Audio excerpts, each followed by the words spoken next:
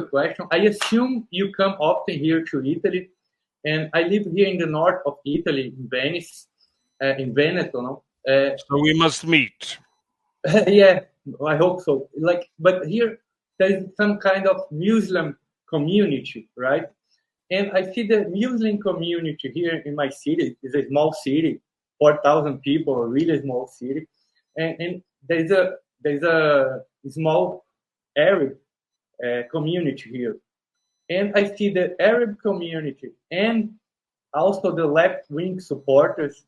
You know, people who vote to PD and to all this Cinque Stelle and all this left-wing. I'm very familiar with them. I can assure you, I'm very familiar with them. Exactly. So they are like together against the Israel, and sometimes I have even small conflict of ideas here because I'm a Christian. I'm completely pro-Israel, and I can't accept like Italians supporting terrorists. Indeed, indeed. Like, how you feel about that?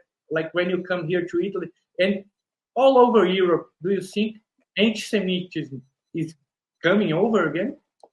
Oh, absolutely. I feel very much as we're in a 1930s scenario, to be honest. Now, whereas before the Second World War, it was mostly the right which fueled anti-Semitism. Let's say the right. I think it's a little bit of a simplification. And I believe in the post-war period, it is the left in Europe which has become the motor of anti-Semitism. And it is the marriage of the doctrine of the Muslim Brotherhood with Soviet methods of propaganda that have generated this monster, which we know as Palestinism. Okay, the left in Israel, in Italy, wasn't always pro-Arab. In fact, up until the 1950s, you could even read in the communist newspaper L'Unità pro-Israel articles. The so-called Fedayeen were considered a bunch of criminals in the early 50s. Things changed with the Suez Crisis during the course of the Cold War, when the Soviet Union practically decided to throw its weight behind the Arab world in their great genocidal project. So that's when things changed began to change in the left in Europe, to all intents and purposes. And it's only got worse.